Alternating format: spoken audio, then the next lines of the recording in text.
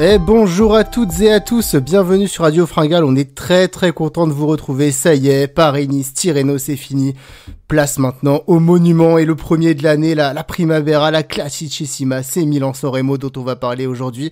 Et je suis très content, et c'est Milan-San Remo, vous le savez, c'est la classique où chaque année on a un vainqueur différent, où au départ on a 20, 30 vainqueurs potentiels, et pour ça, du coup, on est venu en nombre chez Radio Fringale, et j'ai la plus fine équipe avec moi ce soir pour en parler, avec tout d'abord, celui qui fera exploser la moitié du peloton dans les capis, c'est Adri. Comment ça va, Adri? Salut Titien, salut tout le monde. Écoute, ça va. En ce moment, je risque pas de faire exploser grand monde à vélo parce que je traîne une petite blessure qui se guérit tranquillement. Donc voilà, c'est un peu plus calme, mais du coup ça me laisse encore plus de temps pour regarder des courses de vélo et puis même pour faire renaître le père Dossard de ses cendres. Donc voilà. Du coup, il y a des points positifs à chercher partout. Ouais, super épisode du père Dossard c'est le grand retour. Je crois que ça fait 3 ans qu'il n'y avait pas eu d'émission du père Dossard. Donc sur les archives du père Dossard, ça fait bien longtemps. Fait, ou 2 ans peut-être. Ouais. Mais allez écouter en tout cas parce que voilà. Sur Roger Rivière. Exactement.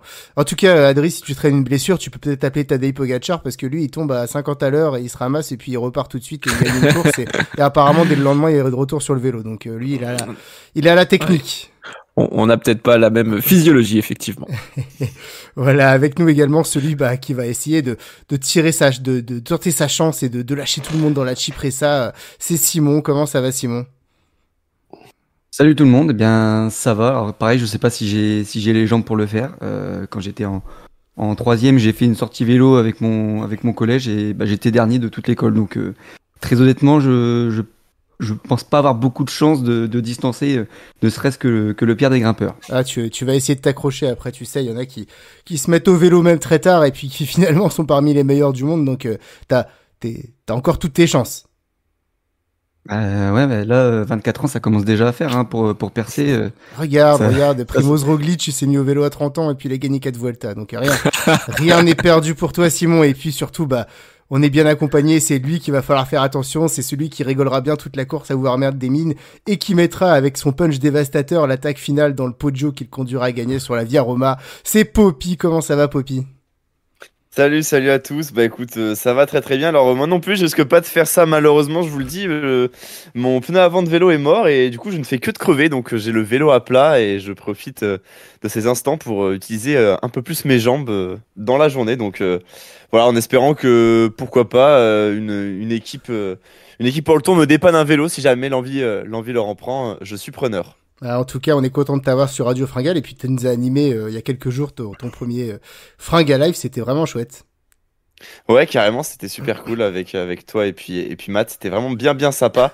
On a débriefé Tirreno et Paris-Nice, un chouette moment avec aussi tous les viewers, tous les chers amis de Radio Fringale.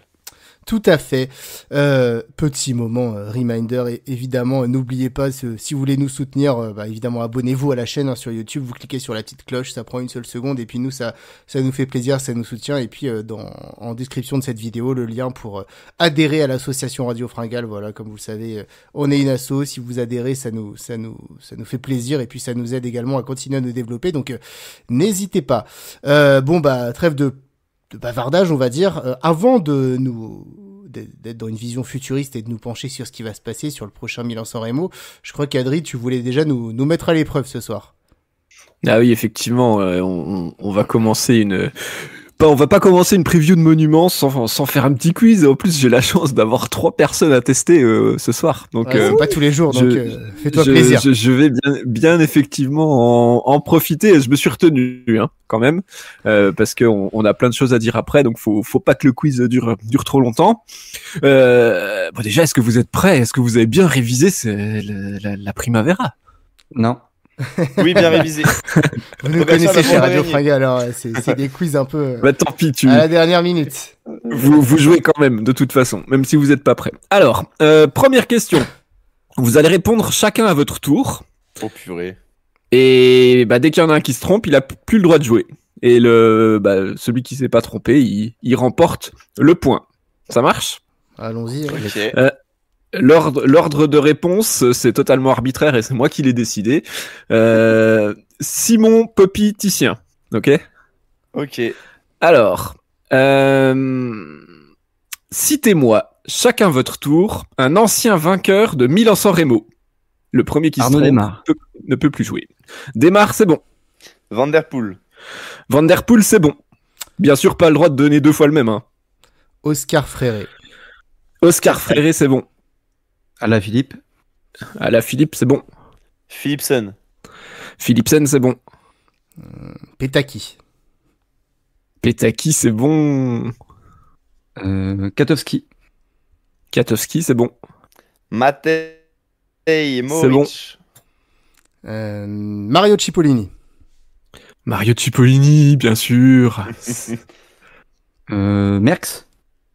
Eddy Merckx, effectivement, recordman. Nibali. Nibali, c'est bon. Eric Zabel.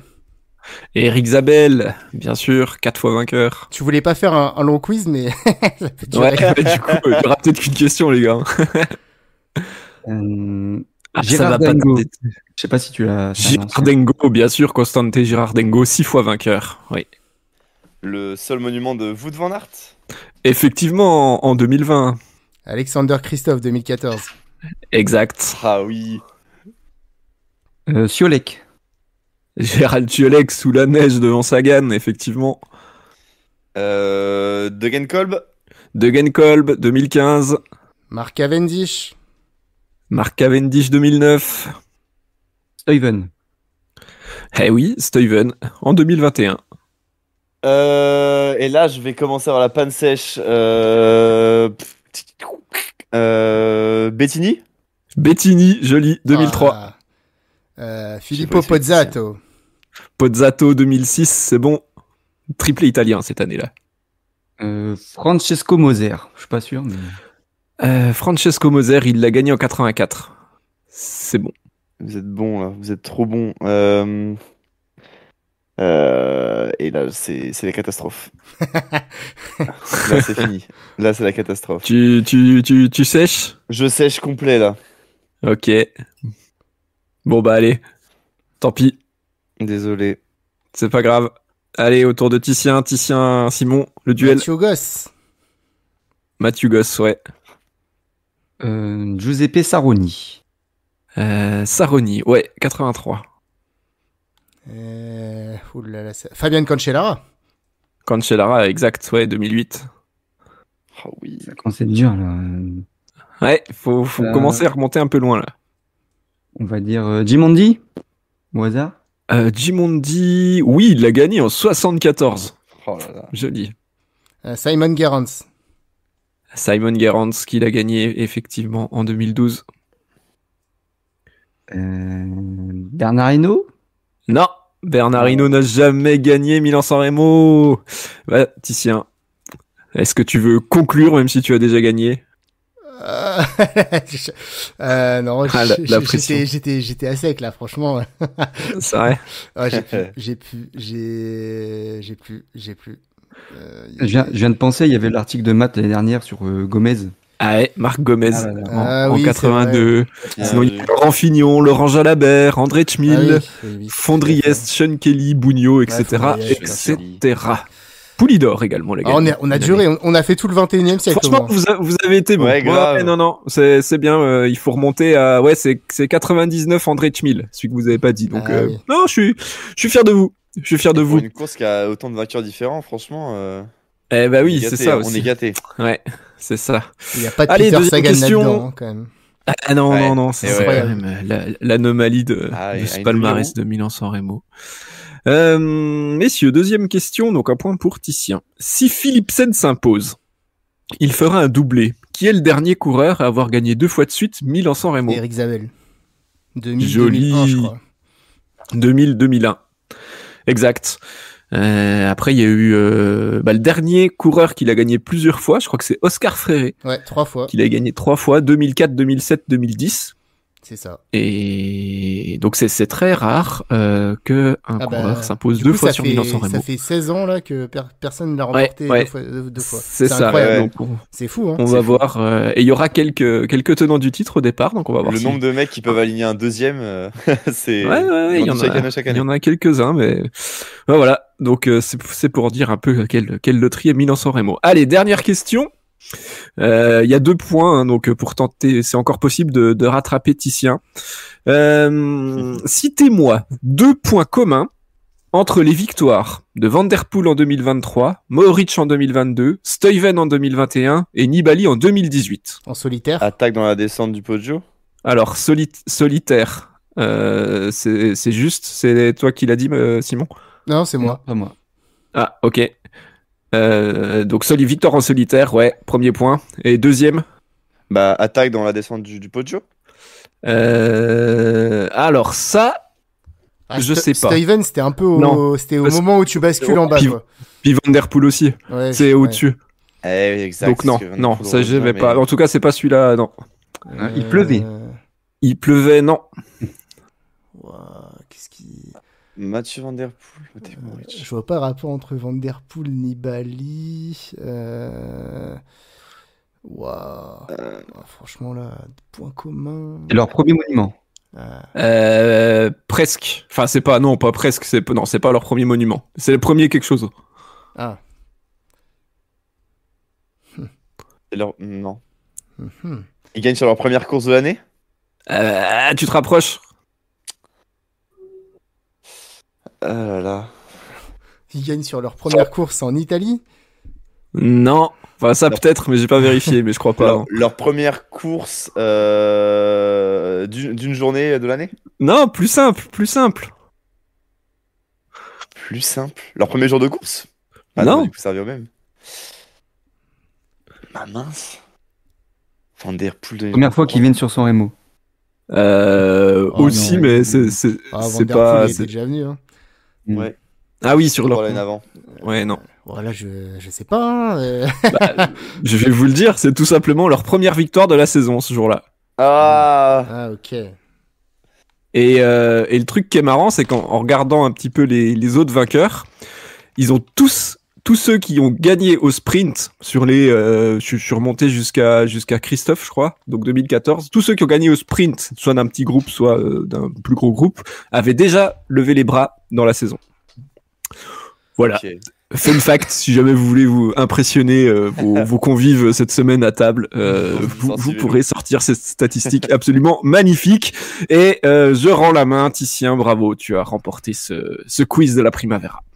Merci beaucoup, hein. Un vrai plaisir.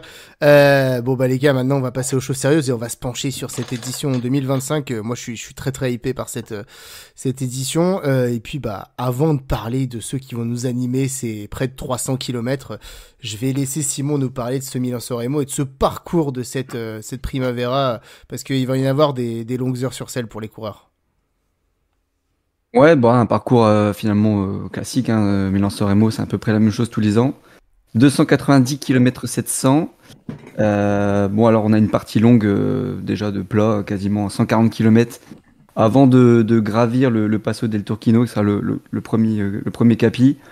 2 km 4 à 5,9%. Bon, c'est très loin de l'arrivée, donc ça fait rarement des différences. Ensuite, on a une descente d'une dizaine de kilomètres, et puis à nouveau du plat pendant un bon 80 km. Et on rentre dans les 50 derniers kilomètres, et là on commence vraiment l'enchaînement des difficultés. Avec d'abord le Capo Mele, 2 km à 3,6%. Il y a le Capo Servo, je sais pas comment on prononce, je suis désolé. 1,2 km à 3,7%. Le Capo Berta, qui est on va dire la première grosse difficulté à 40 km de l'arrivée avec ses 6,9% sur 1 km 700. Et puis donc ensuite la fameuse Cipressa, un peu plus de 25 km de l'arrivée au pied, et donc 5,6 km à 4,1%. Ensuite, on a une descente assez sinueuse en direction du coup de la dernière difficulté, le fameux Poggio, 3,6 km à 3,7%, dont le sommet se situe à 5 km et demi de l'arrivée à peu près. Et donc ensuite, on plonge vers San Remo, et là, ça descend à peu près jusqu'à la Flamme Rouge, peut-être un peu plus, vous me confirmerez. Et puis, forcément, là, San Remo, c'est là où le vainqueur de cette journée interminable sera désigné. Merci, Simon. Je mets à l'écran le profil de Ciprezza et de Poggio. Finalement, ce qui fait la difficulté de cette course, c'est la longueur, c'est l'intensité, parce que ces deux dernières bosses finales, je sais pas ce que t'en penses, Adri, mais elles sont pas non plus exorbitantes, quoi. Même nous, on les monte assez facilement. Ah, tu montes ça grand plateau, Titien. Peut-être pas la Cipressa, mais en tout cas, le Poggio, il y a pas de souci. Non, c'est vrai que c'est surtout le Poggio, hein, et c'est marrant d'entendre des gens qui vont le monter pour la première fois parce que c'est mythique et tout, et en fait ils disent mais c'est facile, ça y est, je suis déjà au-dessus. Bah oui, effectivement, c'est une côte qui a rien d'exceptionnel, et en fait la difficulté de cette côte, c'est que elle arrive au bout de près de 300 km et qu'il faut être vraiment à bloc et fournir un effort maximal pour basculer en meilleure position, et si possible avec un petit peu d'avance. Donc ouais, la Cipressa est un petit peu plus dure, mais bon, il y a quand même 10 bornes entre la Cipressa et le Poggio, et autant à une époque ces 10 bornes ça permettait pas forcément au peloton ou à un gros groupe de revenir. Maintenant, ça fait quand même un paquet d'années où il n'y a pas d'envoler depuis la Cipressa, même si c'est plus long, plus difficile, parce que ça c'est pas non plus l'Alpe d'Huez, et qu'il y a le temps de se regrouper, et puis que les équipiers peuvent aussi se sacrifier pour ramener les leaders au pied du Poggio.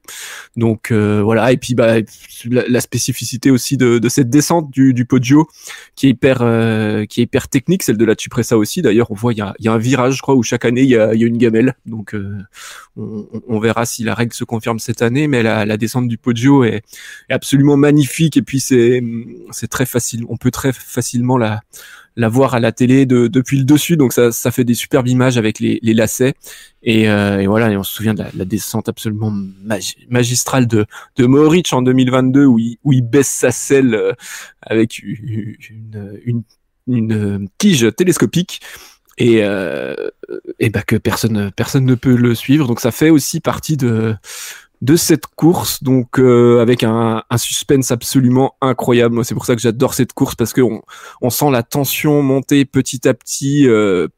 La journée a été très très longue, et en fait les coureurs ils s'ennuient beaucoup sur cette course, et arrivé dans la dernière heure de course, on arrive à une intensité absolument incroyable, et dans le Poggio c'est vraiment voilà, il y a encore on sait pas qui va être bien, qui va pas être bien, qui peut gagner, qui va attaquer, comment ça va se passer, qui va être le premier à lâcher une cartouche, et ouais, ce moment de tension est assez unique dans la saison, je trouve. Donc moi en tout cas j'ai très hâte d'être à samedi. Ouais, Poppy, t'es d'accord, hein, c'est sur les courses cyclistes de l'année. Alors c'est une course qu'on peut qualifier d'assez ennuyeuse, mais mine de rien, c'est 45 minutes, dernière minute de course. À partir du moment où on entre dans les capis, et puis surtout qu'on est au pied de la Cipressa, on est totalement en apnée, et c'est une des courses les plus excitantes de l'année. On a du mal à aller faire autre chose, on est vraiment arrivé sur l'écran à ce moment-là. Ouais, clairement, et c'est là où la course prend tout son sens, c'est qu'on arrive après plus de 230 km au début des capis, et tout de suite la tension commence à monter d'un cran, les équipes essaient de se replacer, il y a cette longueur de course qu'il faut aussi prendre en compte. Voilà, la course est longue, et il faut surtout ne pas faire d'erreur et ne pas tomber avant les premières difficultés, donc il y a aussi tout un rôle là-dedans, et avec aussi des coureurs qui rêvent d'accrocher ce monument-là à leur palmarès. Alors c'est un monument qui s'ouvre à beaucoup, mine de rien, puisque les montées, comme Adrien l'a dit, sont pas forcément si difficiles que ça. Leur vraie difficulté, c'est qu'elles arrivent, notamment le Poggio et la Cipressa, après quasiment 300 bandes de course. Et la difficulté, elle réside là-dedans, mais quand on voit le palmarès, on en a parlé juste avant dans le quiz, finalement, on retrouve des sprinteurs, on retrouve des descendeurs, on retrouve des baroudeurs, on retrouve des punchers, on retrouve vraiment de tout profil, et voilà, c'est une course qui est vraiment super ouverte finalement. Et ça permet de voir de belles batailles. Et c'est clair que ces 50 derniers kilomètres de Milan-San Remo, c'est toujours un moment très très fort et un moment super exaltant. Ouais, tout à fait. Bon, en tout cas, on voit qu'on est tous un peu fans du final de cette course. Vraiment, ouais. Moi aussi, je le vis vraiment en apnée. Bon, avant qu'on parte sur nos favoris, qui est-ce qu'on va gagner, etc., il y a ce fameux mythe quand même qui revient chaque année de cette attaque placée décisive dans la Ciprezza. On en parlait encore l'année dernière, on se disait pourquoi pas, c'est possible. Enfin, finalement, on en parle chaque année sans vraiment que ça arrive. Moi, j'ai envie de vous demander, en commençant par toi, Simon, est-ce que cette année, on peut envisager que la Ciprezza soit décisive, et est-ce qu'on peut enfin rêver d'une attaque d'envergure dans cette montée, ou finalement ça reste qu'une utopie? Bah, pour moi, c'est déjà s'il y a une attaque dans ce capot-là, ça sera forcément Pogacar. Oui, Je c'est vois sûr. pas un autre coureur tenter sa chance d'aussi loin. Mais malgré tout, même s'il attaque, je doute que ce soit une attaque décisive. Soit pour moi, les autres favoris iront dans sa roue et puis voilà, ne collabora. Ouais, j'arrive pas à parler. Bon, Ils rouleront pas avec lui, quoi. Ils comprennent pas. ne prendront pas ces relais pour le temps que leur équipier revienne, etc. Ou alors carrément ils vont pas le suivre. Et puis ils font rouler leur équipier. C'est pas en effet une course très difficile avant justement la Cipressa. Les équipes seront complets et Pogacar pourra pas faire d'écart immense vu que justement les pourcentages sont pas très élevés. Donc là les équipes pourront facilement rouler sur lui. Il y aura 6 coureurs de chaque équipe limite qui rouleront sur lui. Donc je le vois pas partir tout seul et faire des écarts dans des pourcentages aussi faibles, même dans la descente. Surtout que derrière, en effet, il y a encore 10 km avant le Poggio. Donc voilà, il tentera peut-être sa chance parce que c'est le seul endroit où il n'a pas encore essayé, on va dire, pour gagner son Remo. Mais très honnêtement, l'attaque, elle y sera peut-être, mais elle sera pas décisive pour moi. Adri, t'y crois pas non plus, toi? Ouais, moi je suis de ton avis, Simon. C'est la seule. Enfin, il peut attaquer là parce qu'il a encore jamais essayé et qu'il a jamais gagné cette course-là.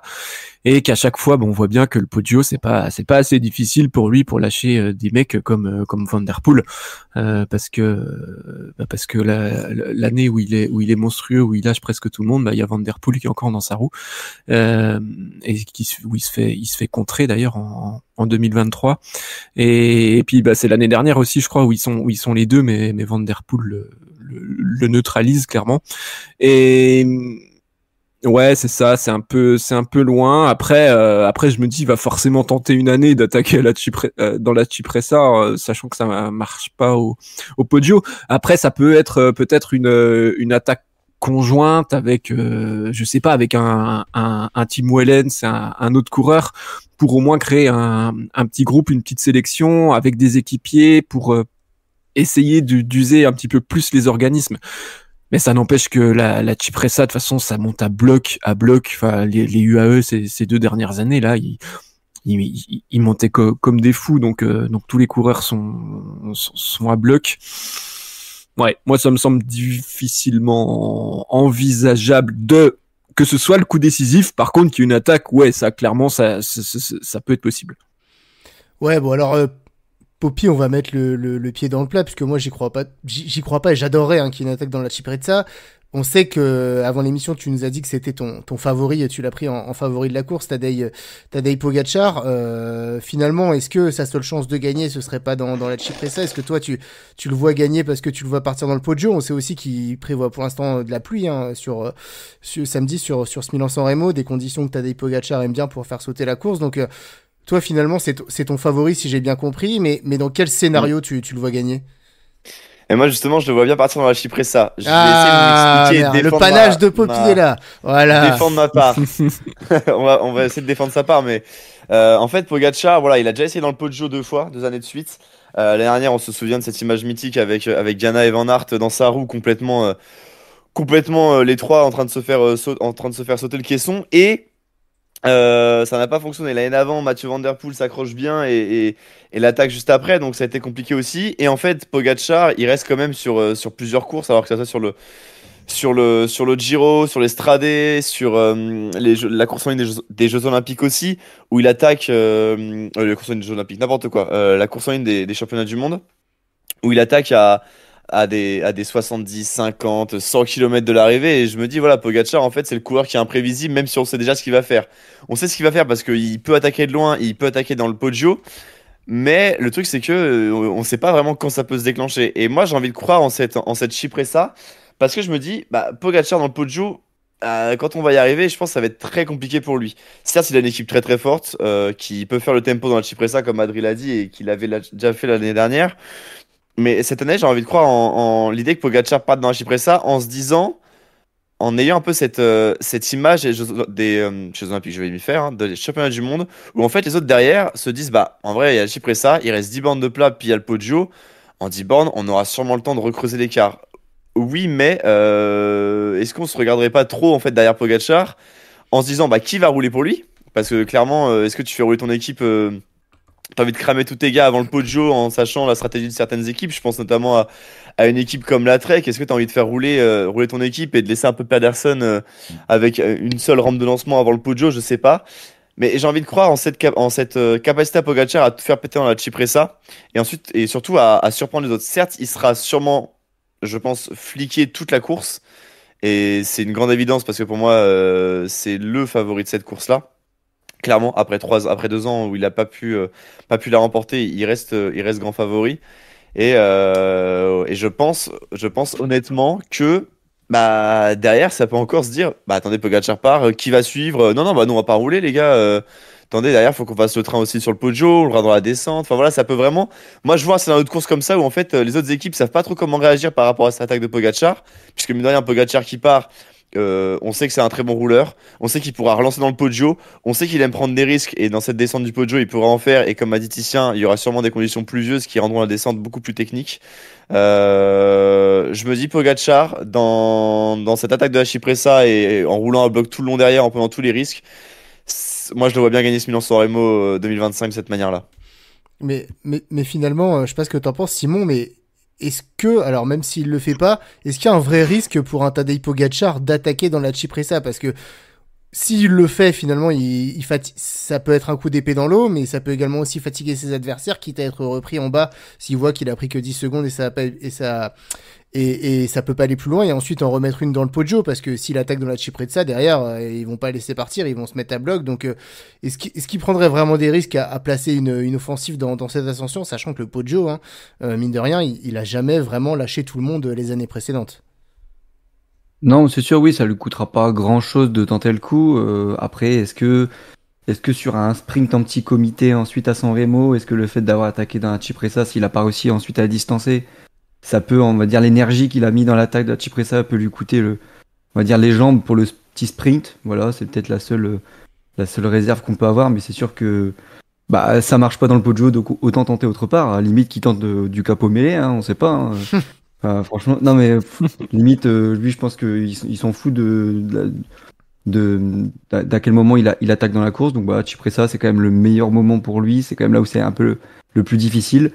Donc voilà, oui, autant qu'il tente sa chance. Et puis en effet, au moins il sera vite fixé de toute façon s'il arrive à faire un écart ou pas. Donc il y laissera pas beaucoup de plumes.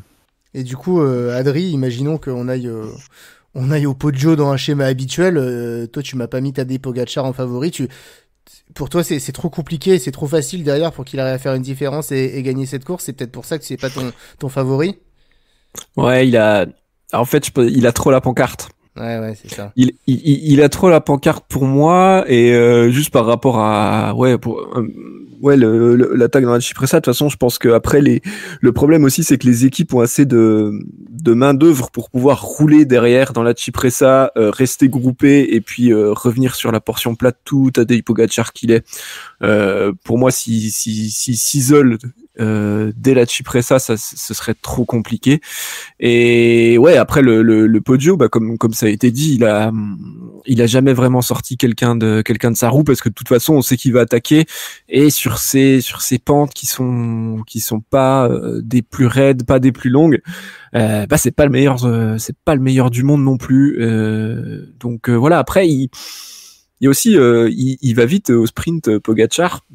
Et peut-être qu'il a encore un peu plus axé son sprint, son travail de sprint pour espérer emporter. Hein. Il faut pas oublier que l'année dernière, il termine à la 3e place devant des gars comme Pedersen, comme Bettiol. Bon, Van der Poel, il avait roulé pour Philipsen, mais voilà, Pogacar ça va vite au sprint, donc à voir. Mais du coup, pour embrayer sur sur mon favori, si je peux me permettre. Bah oui, qui va empêcher Tadej Pogacar d'aller chercher voilà. San Remo? Dis-nous, Adri. On l'a dit, les conditions vont pas être bonnes. Il va y avoir de la pluie normalement sur Milan-San Remo. Il risque de faire froid. Et il y a un coureur dans ces cas-là qui est quand même assez monstrueux. Il a été champion du monde sous un temps absolument catastrophique. Et encore cette semaine, la semaine dernière, il a montré sur Paris-Nice qu'il était très très en canne et que dès qu'il y a de la pluie et du froid, il répond présent. C'est Mats Pedersen. Je pense que ça peut être un peu le gagnant de la loterie cette année, dans le sens où c'est pas lui qui va faire la différence dans le podio. Lui, son objectif, ça va être de s'accrocher au Pogacar, au Van Der Poel et autres fous furieux qui vont mettre des grosses attaques. Mais clairement, vu ce qu'il a montré, notamment sur la dernière étape aussi très accidentée de Paris-Nice, où quand ça monte, il est quand même en canne. J'étais très impressionné par sa forme. Alors on sait aussi que ça suffit pas des fois, et on reparlera peut-être après de quelqu'un qui était très en forme aussi sur une autre course en Italie. Moi, je trouve qu'il a toutes les cartes pour c'est une course longue, ça promet une course difficile, surtout si les UAE, ils vont être obligés de mettre en route très très tôt pour ruser tout le monde. Donc je pense que dès les capis, ça va rouler vraiment toute blinde, même avant. Et en fait, si les courses très difficiles comme ça, Pedersen, il adore, il est vraiment très très fort. Et après, faut miser sur un groupement, peut-être un coéquipier qui arrivera à basculer avec lui ou pas loin, qui pourra rouler dans le final, assurer un tempo, et en espérant que d'autres aillent chercher les attaques dans les 2 derniers kilomètres, et que lui il arrive à trouver l'ouverture dans le final. Mais clairement, pour moi, j'y crois beaucoup. Il est un petit peu favori de toutes ces courses de toute façon, de Milan-San Remo et puis des classiques flandriennes qui arrivent derrière. Mais je pense je crois que sur ses derniers résultats, il fait donc quatrième l'an passé. Il a fait 2 fois 6e les années d'avant. Donc il est toujours dans le coup, en tout cas sur cette course, et les conditions font que il y a toutes les raisons pour que ça se passe bien pour lui. Ouais, alors je donne mon avis avant de passer la parole. Moi, j'y crois pas une seule seconde à Mats Pedersen, mais pourquoi pas. Tristesse. Alors justement, son évolution vers savoir grimper, je le trouve très résistant, etc. Je pense que ce sera un sacré client sur les Flandriennes, mais sur une course comme San Remo, on a vu que mine de rien dans les sprints, il avait pas mal perdu en pointe de vitesse. Pour moi, c'est le mec parfait pour emmener un autre mec et se faire coiffer sur le poteau. Donc, je sais pas. Et il a fait quand même beaucoup d'efforts sur cette fin de Paris-Nice, mine de rien. Si on regarde tous les gagnants de Milan-San Remo des années d'avant, ils étaient quand même mollo sur leur semaine de Tirreno de Paris-Nice. Donc j'ai des petits doutes sur Mats Pedersen, mais évidemment, tu pourras m'envoyer un petit message s'il s'impose royalement sur la Via Roma. Poppy, t'as un avis sur Pedersen?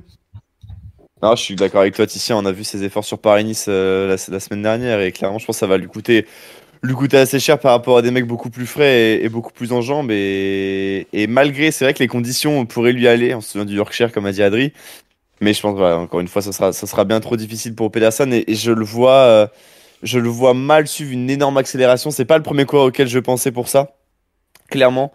Et ouais, malheureusement, Pedersen, cette carte-là, j'y crois pas trop. Et si je reprends l'argument d'Adri sur le temps, on pourrait concevoir une défaillance de Van Der Poel finalement. Oh, ce qui arrangerait Pogacar. On va reparler de tout ça plus tard, mais Simon, ouais, tu veux peut-être réagir sur Mats Pedersen et puis ensuite nous donner ton favori, puisque toi tu penses pas que Pedersen va gagner, vu que t'as un autre coureur en tête, j'ai l'impression. C'est pas mon premier choix, mais pour moi, Pedersen, c'est quand même un des favoris. Je suis d'accord. Ça fait 2-2. Ça fait 2. Merci Simon, quand même. Enfin, quelqu'un de sensé dans cette émission. Le gars qui il a été super fort sur Paris-Nice, que ce soit dans les bosses, même dans les descentes. Sur la dernière étape, il paraissait plutôt à l'aise en descente. Donc peut-être que pour le Poggio, ça peut servir. Enfin, pour la descente du Poggio. Donc voilà, il sera leader de son équipe. Je pense pas que Milan puisse faire quelque chose. Donc je pense que ça sera tout pour Pedersen. Il a quand même fait 3 top 10 là en 3 ans. Donc c'est quand même un mec qui est très fort. Alors, en effet, s'il y a un pur sprinter comme Philipsen ou même notre pur sprinter qui passe le Poggio, ça sera compliqué, mais ça reste quand même un garçon qui va très vite. Donc pour moi, c'est quand même un concurrent très intéressant, mais pour moi, il terminera deuxième derrière un certain Filippo Ganna. qui a été extrêmement fort sur Tirreno. Deuxième du classement général, alors que c'est quand même pas une course sur le papier qui lui convenait parfaitement. Il a une belle pointe de vitesse. Quand c'est une arrivée en petit comité, c'est pareil. Face à un pur sprinter, c'est compliqué, mais il va quand même plutôt très vite. D'ailleurs, il fait deuxième en 2023, derrière Van Der Poel, mais devant Van Aert, il me semble. Donc, ça montre quand même que le bonhomme va vite. Voilà, il connaît la course, il est à domicile. Il a une équipe Ineos qui tourne très bien ce début de saison, qui va pouvoir aussi l'épauler peut-être s'il y a des attaques pour revenir dans le final sur ceux qui sont partis devant. Donc voilà, je pense qu'il a montré sur Tirreno qu'il était extrêmement en forme, qu'il passait bien les bosses et que s'il y a un sprint en petit comité ou s'il veut tenter sa chance dans la descente ou avec ses qualités de rouleur, il peut résister dans les 2-3 derniers kilomètres qui sont un peu plus roulants. Voilà, pour moi, il a toutes les qualités pour gagner ce Milan-San Remo. Oui, Adri, qu'est-ce que t'en penses de Pippo Ganna? C'est vrai qu'il était plus qu'impressionnant, hein, le rouleur italien sur le Tirreno. Est-ce qu'il peut garder cette forme jusqu'à la semaine prochaine? Ah bah il était méga chaud hein, et dans l'arrivée au sommet là à Frontignano, ouah attention, il a vraiment hyper bien géré et je pense qu'il a continué justement à se mettre un peu minable dans ce col. Bon, il était leader au général, mais surtout qu'il a vraiment mis Milan-San Remo en premier objectif de la saison, il s'en est jamais caché. Et sa belle performance de 2023 laisse à penser que quand il est en forme, ouais, clairement, c'est un coureur qui a toutes les chances de l'emporter. En plus, il a à la fois la chance d'être bon dans l'effort solitaire. Donc, s'il arrive à s'isoler dans le final, ça va être très compliqué d'aller le chercher. Et il va également assez vite au sprint. Après, tout dépend avec qui il arrive aussi, comment il manœuvre. Mais oui, on peut pas l'écarter de la liste des favoris vu le Tirreno qu'il a fait. Il revient en forme, en tout cas ça fait plaisir de le voir comme ça parce qu'il a fait une année 2024 un petit peu en demi-teinte par rapport à ce à quoi il nous avait habitués. Et Milan-San Remo c'est le monument. On verra sur Roubaix, mais moi je pense que Milan-San Remo lui convient bien. Donc ouais clairement dans les favoris. Ouais, Poppy, t'es d'accord? Il va nous faire le coup du kilomètre et aller gagner devant tout le monde? Peut-être pas le coup du kilomètre, je pense que je le vois bien leur jouer comme l'année dernière en fait où justement il suit très très bien les roues et je pense qu'il a cette grosse capacité à se mettre dans le rouge sans jamais vraiment exploser, Filippo Ganna. En plus, il a l'air quand même plutôt fort. C'est le passé de poursuiteur, ça. Ouais. Bah ouais, il a vraiment cette gestion de l'effort au maximum qui est très intéressante, surtout sur une course comme Milan-San Remo où ça se joue dans les derniers kilomètres et les dernières difficultés. Donc, je vois bien être capable de suivre en fait une attaque dans le Poggio, mais pas forcément la déclencher. Et je pense que c'est pas vraiment son rôle.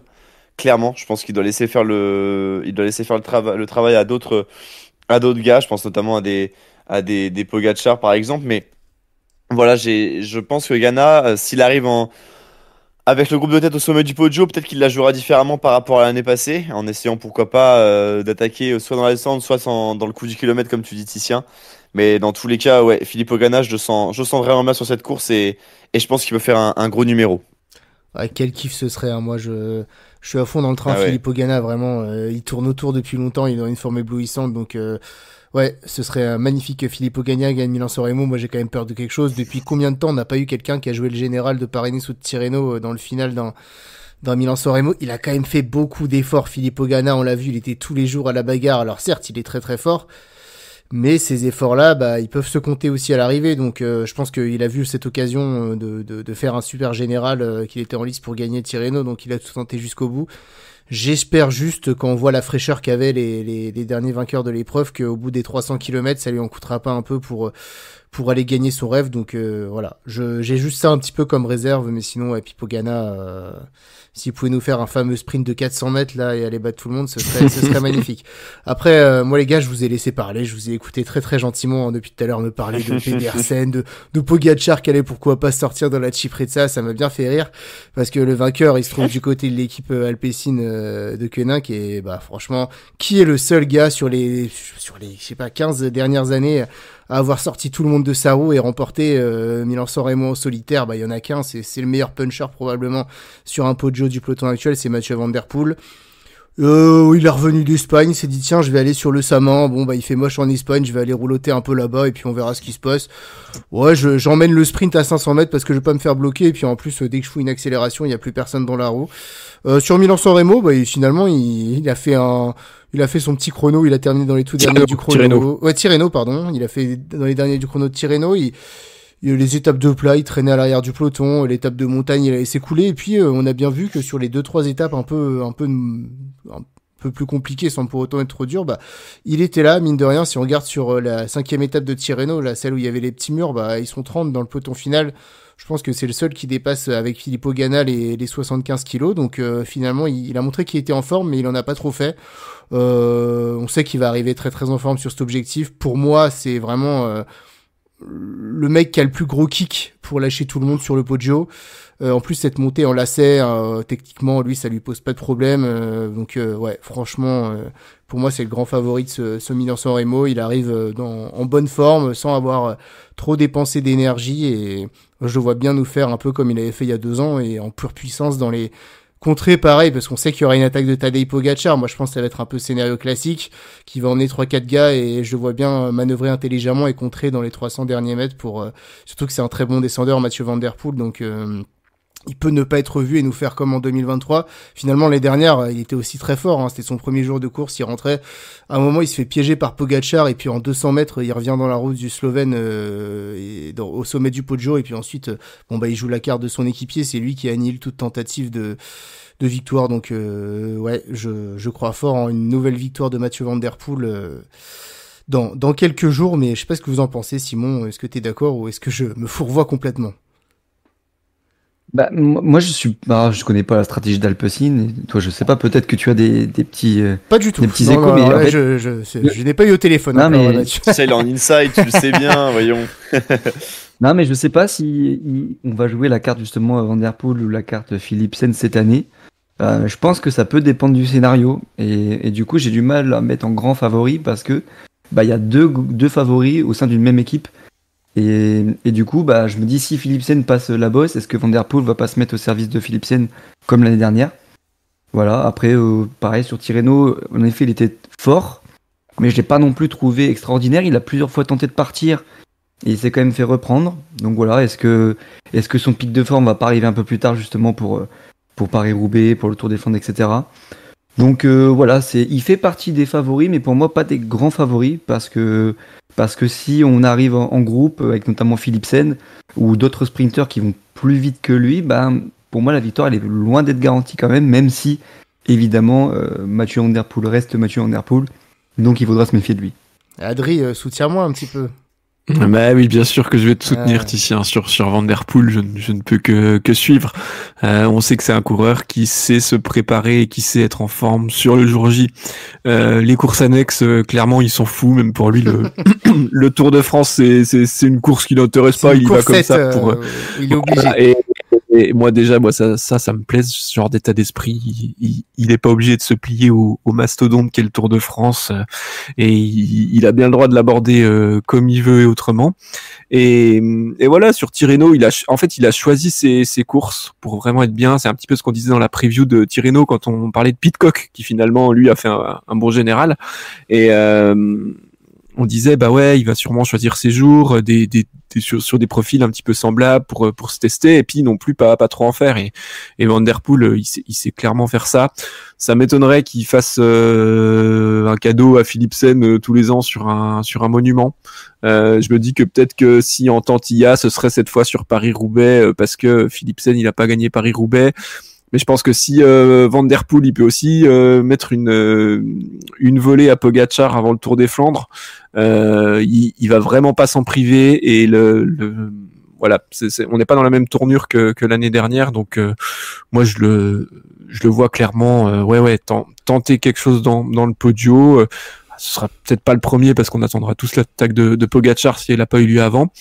Voilà. Après, par rapport à 2023, il y aura pas Van Aert pour le ramener sur Poggi. Donc, je sais pas comment il compte faire. Du coup, faudra trouver une autre stratégie, peut-être suivre un petit peu plus près le Slovène. Mais ouais, clairement, on peut pas l'écarter de la course à la victoire. Il sera assurément dans les tout premiers au Poggio. Et puis, est-ce qu'on verra une mine thermonucléaire de Mathieu Van Der Poel au sommet du Poggio?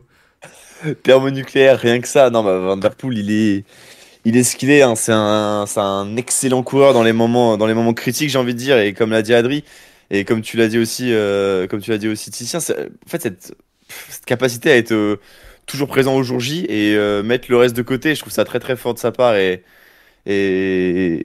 carrément impressionnant. Alors, sur Milan-San Remo, là, j'ai du mal à croire en la carte Philipsen, je sais pas pourquoi. Sachant qu'en plus, Philipsen a une chance de se faire déclasser, donc faut mieux pas miser pour Alpecin sur cette carte Philipsen.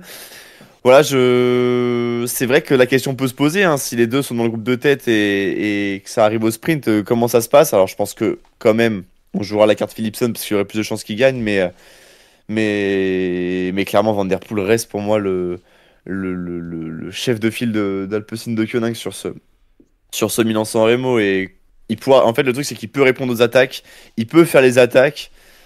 Il a clairement la posture du coureur parfait en fait pour ce format de course. En fait, j'arrive pas à définir l'état d'esprit, mais ça va être un peu du style. C'est comment expliquer, mais en gros, il irait pas. Enfin, c'est pas qu'il perdrait ce Milan-San Remo, c'est juste qu'il serait moins fort en fait. Je vois pas comment Mathieu Van Der Poel peut perdre s'il n'est pas le moins fort. En fait, dans la stratégie de course, il est très très bon. Je pense qu'il sait absolument comment il doit courir et quelle roue il doit suivre.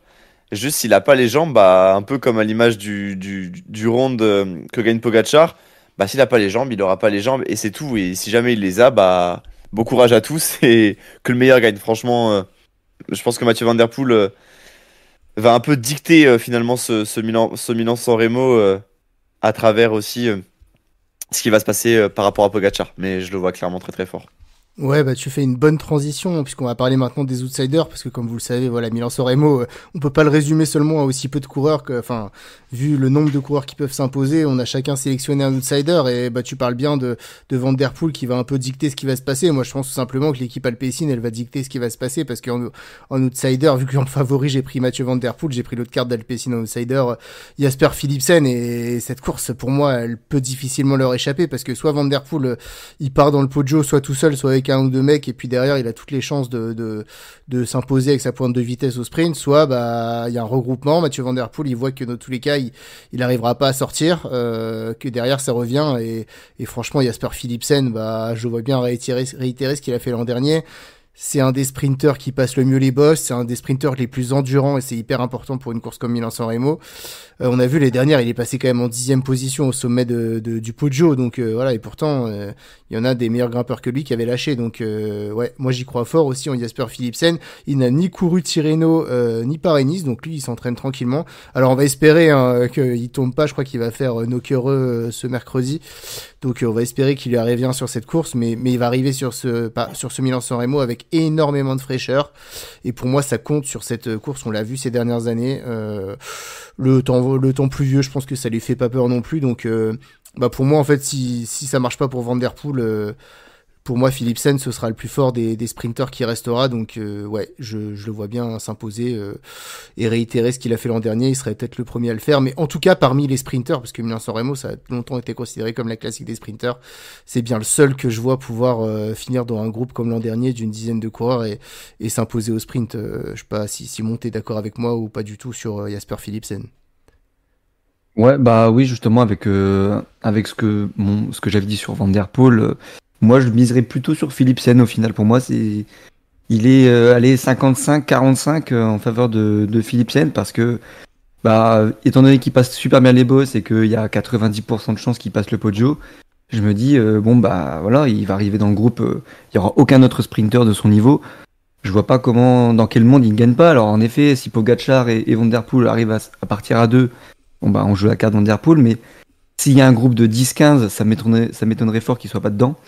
Et s'il est dedans, bah pour moi il n'y a pas photo, hein. Il va plus vite que Pedersen et les autres punchers sprinters qui finalement bah, vont moins vite que lui. Donc pour moi Philipsen c'est plus qu'un outsider, ça fait partie des favoris. Alors on n'a pas trop vu à l'œuvre encore cette saison, mais nul doute qu'il sera au top niveau, notamment aussi pour les classiques flandriennes, il sera déjà très très en forme. Donc pour moi, c'est clairement un des grands favoris, plus qu'un outsider. Adri, plus favori qu'outsider, toi aussi? Ouais, en fait, je le trouve de plus en plus impressionnant dès que ça monte, dès que ça grimpe. Donc pour Milan-San Remo, vu ce qu'il a fait déjà l'année dernière, oui, il fait partie clairement de la liste des favoris et finalement, ce sera pas si simple de le décrocher dans le podio. Donc ouais, après voilà, je vais pas répéter ce que vous avez dit, mais clairement il sera surveillé par sa capacité à être le meilleur, largement le meilleur sprinter de tous les gars qui sont capables de passer dans les 20 premiers à la cabine téléphonique. Ouais, mais du coup, j'ai envie que tu fasses la transition, Adri, parce qu'on parle d'un sprinter, mais est-ce qu'il n'y en aurait pas un autre qui passerait le Poggio et qui viendrait enfin se venger déjà de l'année dernière et puis enfin aller chercher. Mais... Moi, ton outsider me plaît beaucoup, je dois dire. Le choix du cœur, le choix du cœur, je suis sûrement très très biaisé par sa perf de l'année dernière où bah voilà, il ouvre la porte à Philipsen dans le sprint. T'es là, gentleman. On reconnaît tous Michael Matthews, bien évidemment. Bah en fait, j'avais envie de parler de Matthews parce que c'est toujours le coureur quand il arrive, je dis mais oui, c'est vrai, Michael Matthews là, on n'y a pas pensé. Il arrive encore à surgir là à 34 ans, un petit peu à des moments où on l'attend pas, où on pense pas à lui et limite on est capable de pas faire trop attention à ce qu'il soit dans le groupe de tête sur le sommet du Poggio. Alors sa pointe de vitesse est moins flamboyante que les années d'avant, mais il a fait un Paris-Nice voilà plutôt rassurant. On l'a vu faire le chrono par équipe à bloc là où il était pas loin de prendre le maillot, ça aurait été chouette aussi ça. Et voilà, ouais, un petit choix du cœur, Michael Matthews. J'espère vraiment qu'il sera en Cannes. Après, ça peut être un petit peu tout ou rien aussi, hein. Donc on verra. Je pense que dans ces grandes années, il avait quand même une meilleure régularité qui permettait vraiment d'espérer quasiment tout le temps sur ces courses-là de quelque chose de lui. Mais bon, l'année dernière, il arrive quand même à choper des beaux résultats. Il gagne encore le Grand Prix de Québec à la fin du mois de septembre, cette deuxième place à San Remo. Je crois qu'il fait un top 10 à l'Amstel. Il est dans le coup sur le Tour des Flandres. Donc voilà, dans un très bon jour, il peut pas être loin de la gagne. Et on le répète, c'est une loterie. Donc ce serait beau. Ouais, Poppy, ce serait incroyable de voir Michael Matthews enfin, après tout ce temps, gagner enfin un monument. Parce que bon... C'est tout ce qui lui manque à l'Australien. Ouais, clairement, je pense que dans le peloton là, ça serait le plus méritant pour aller gagner. Mais ça ferait vraiment plaisir. Et il court après depuis tant d'années. Michael Matthews, c'est un coureur qui est super sympathique, super agréable en plus, et qui a une très belle façon de courir et qui est très très fair play, je trouve. Voilà, il a toutes les qualités. Il a toutes les qualités. On sait que c'est un coureur qui passe très très bien les bosses aussi, qui a aussi un très bon punch et surtout une qualité de sprint qui est assez exceptionnelle. Donc voilà, écoutez, franchement, pourquoi pas sur une course comme Milan-San Remo où tout peut se passer, on peut y croire. Ça sera peut-être certainement très très dur face à des sprinters comme Philipsen ou à des punchers à l'image de Van Der Poel, mais voilà, on peut toujours y croire avec Malcolm Matthews. Ça qui est beau, c'est que comme t'as dit Titien, finalement il est tout le temps là et à chaque fois son nom il sort. Donc ouais, clairement Michael Matthews, il faut y croire. Et puis je rajouterai juste un truc sur Philipsen rapidement. Mais je regardais ça. L'année dernière, Philipsen, quand il gagne Milan-San Remo, il s'aligne sur 4 courses avant. Omloop, Kurn, Tirreno et Dalinis. Et il gagne une seule fois sur la deuxième étape de Tirreno. Et là, cette année, il s'aligne aussi sur un grand tour, enfin une course du semaine, UAE. Il fait l'Omloop et Kurn. Il a gagné que Kurn pour l'instant. Il s'aligne encore sur Dalinis. Donc s'il gagne pas sur la course de cette semaine, normalement, statistiquement, il devrait gagner Milan-San Remo. Donc surveillez bien. Si Jasper Philipsen ne gagne pas... à cette course cette semaine, eh bien, peut-être que les planètes seront alignées pour lui. Donc s'il gagne, c'est mort. S'il gagne, c'est mort, oui, c'est ça. Ok. Voilà. Bon bah, on saura. Mais je suis sûr qu'Alpecin font comme ça. Hein. Ils font bon, écoute, Jasper, si tu gagnes cette semaine, Milan-San Remo c'est pour Mathieu, sinon c'est pour toi. Ok. Eh ben, on va suivre ça, mais je crois que Simon, bah, toi, tu vas nous parler de la descente du Poggio, parce que mine de rien, voilà, on parle de ceux qui vont s'accrocher dans le Poggio, qui peuvent basculer, de ceux qui peuvent attaquer, etc. Mais la descente du Poggio, on l'a vu il y a 2 ans avec Mohoric, il y a 3 ans maintenant, ça peut faire des différences. Et il y a un mec qui est très en forme depuis le début de l'année, et lui, dans la descente du Poggio, ça peut faire très très mal. Oui, mais on va pas faire durer le suspense, hein. On parle de Tom Pidcock qui fait 2e d'Estrade, qui fait 6e de Tirreno, donc déjà au niveau de l'état de forme on est bien fixé. C'est un coureur qui aime bien les courses d'un jour, qui est finalement plus fort sur les classiques que sur les courses par étapes encore pour l'instant. Tactiquement, on peut difficilement faire mieux que lui. Le Poggio, la descente du Poggio, c'est pour lui. Limite, s'il veut tenter le coup dans la Cipressa avec Pogacar, moi je dis pourquoi pas. Donc non, franchement, Pidcock, ça peut être un élément perturbateur important, parce que c'est vrai que finalement on l'évoque pas forcément, étant donné que même s'il a une petite pointe de vitesse, c'est quand même loin de faire la différence face au puncher sprinter ou au sprinter. Mais en effet, lui, il peut jouer une autre carte, celle de peut-être suivre une offensive de Pogacar ou de Van der Poel dans le Poggio, et puis au sommet, quand tout le monde se regarde, hop, une petite accélération dans la descente, et puis ciao, bonsoir, je lève les bras à San Remo. Donc pour moi, c'est une vraie, c'est vraiment un coureur très dangereux pour les autres. Donc voilà, Pidcock, pour moi, attention à lui, ça fait longtemps qu'il n'a pas gagné une belle, et ça pourrait peut-être bien être samedi.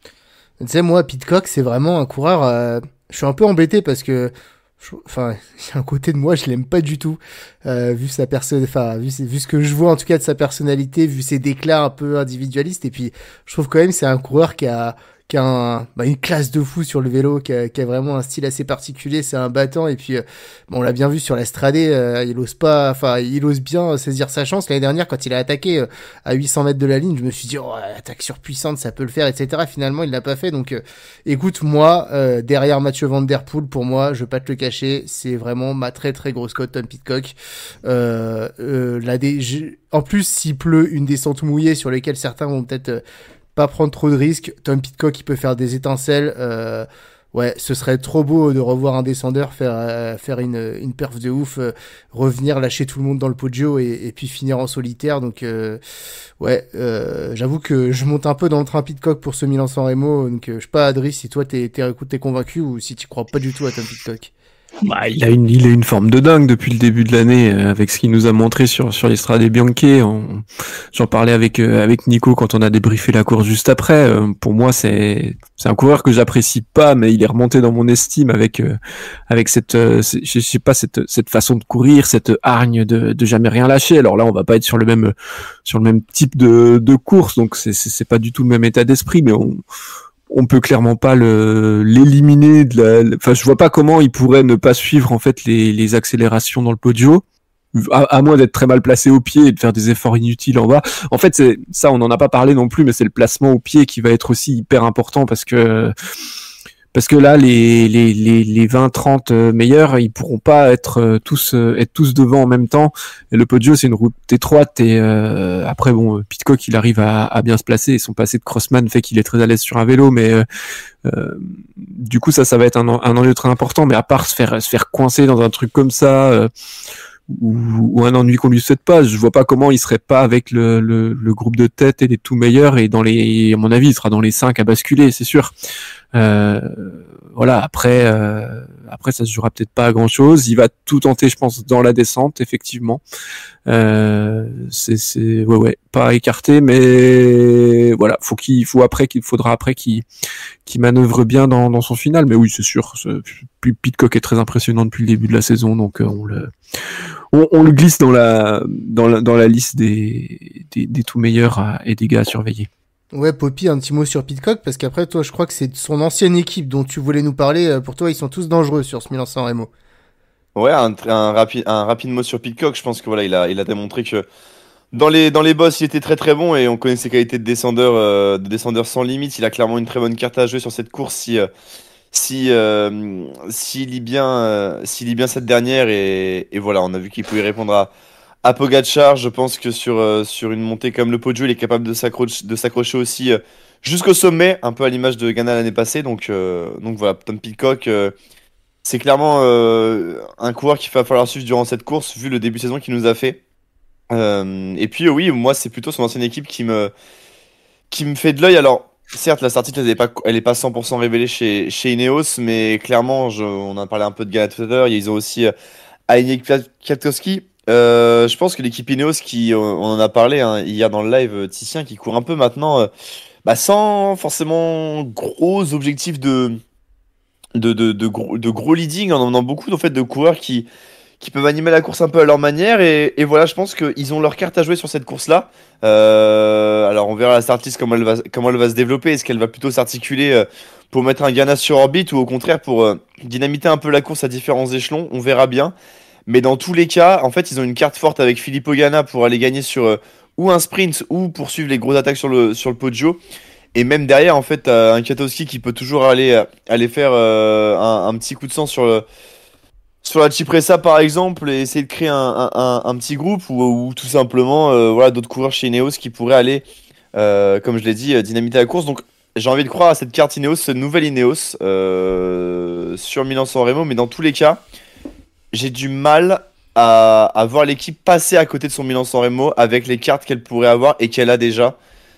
Pour moi, c'est impossible que l'équipe Ineos passe à côté. Même si elle gagne pas, elle passera pas forcément à côté. Il y a des coureurs qui sont beaucoup plus forts que Ghana. Il y a des coureurs qui sont les équipes sont beaucoup plus fortes que l'équipe Ineos.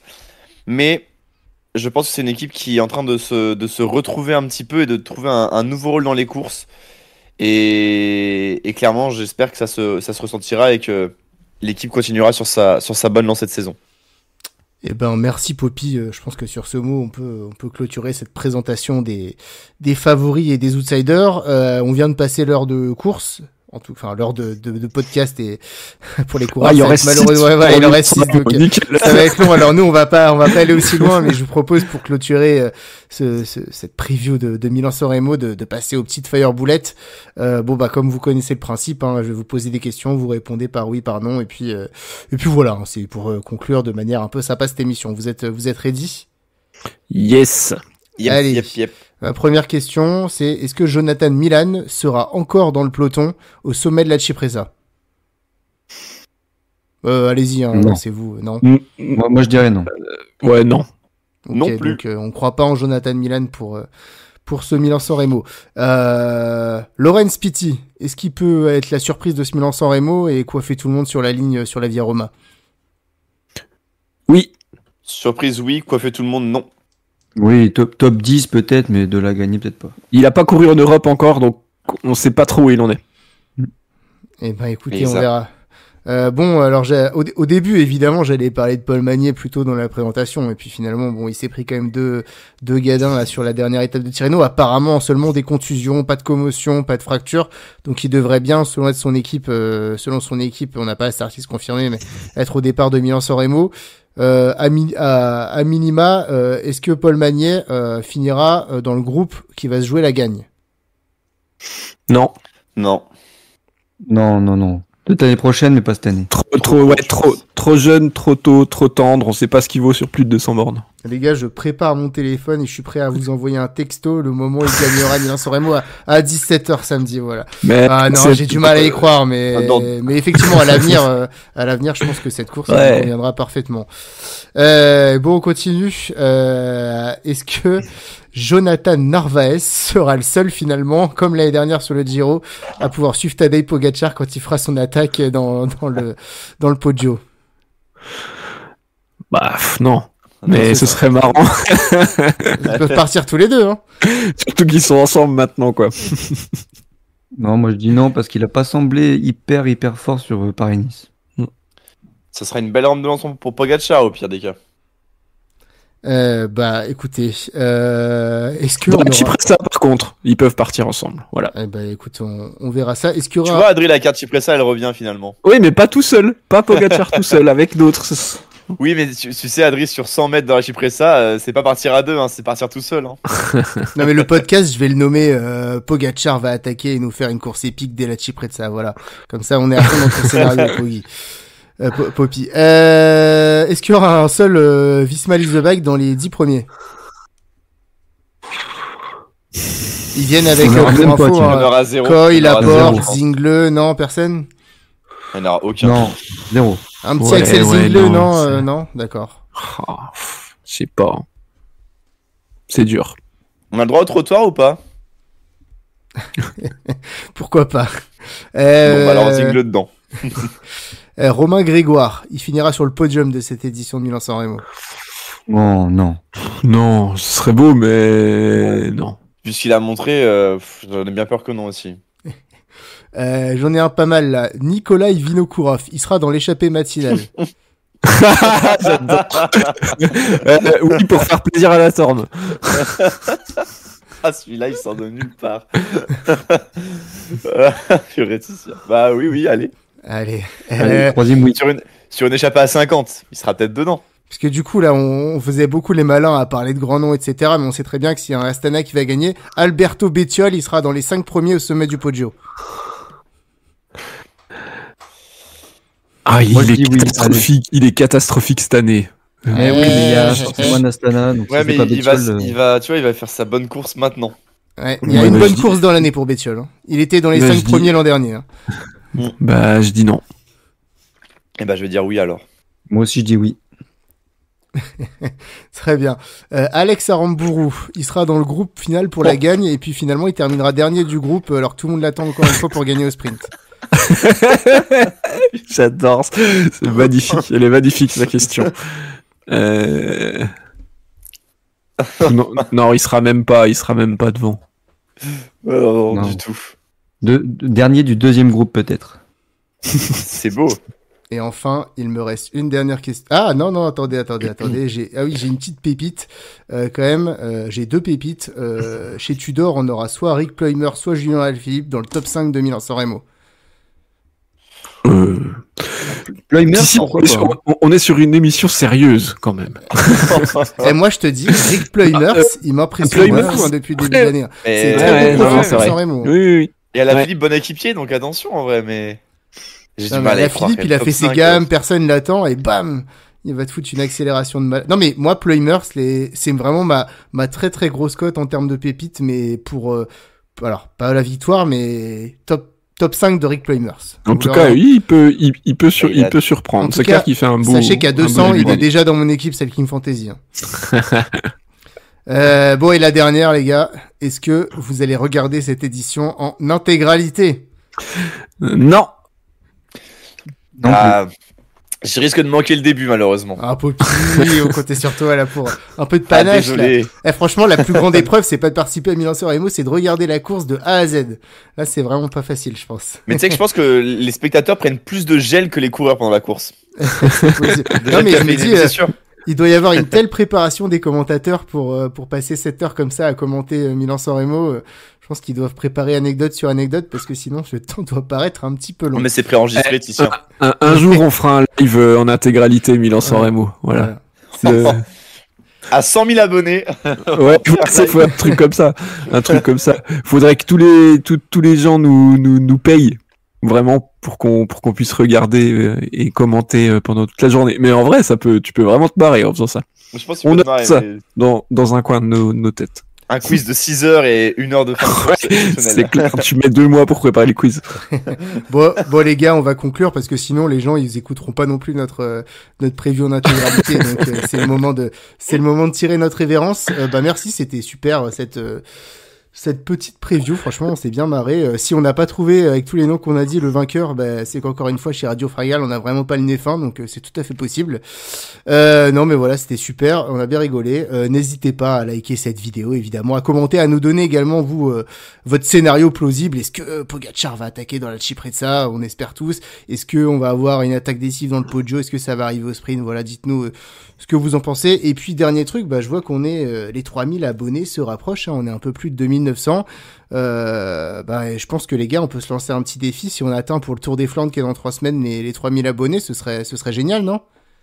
Ah, carrément, ouais. Ça serait le Ce serait vraiment top. Eh écoutez, on va lancer l'opération 3000 abonnés pour le Ronde, alors voilà. Et puis merci en tout cas de nous soutenir, vous abonner, et voilà, on continue on vous promet de continuer à vous faire des contenus de qualité, des previews, des débats, des paires d'ossards qui va revenir en force, voilà, etc. Donc restez connectés avec Radio Fringale parce qu'on va continuer à parler vélo, à partager notre passion et à bien rigoler ensemble. Allez, merci messieurs, et puis à très bientôt. Ciao.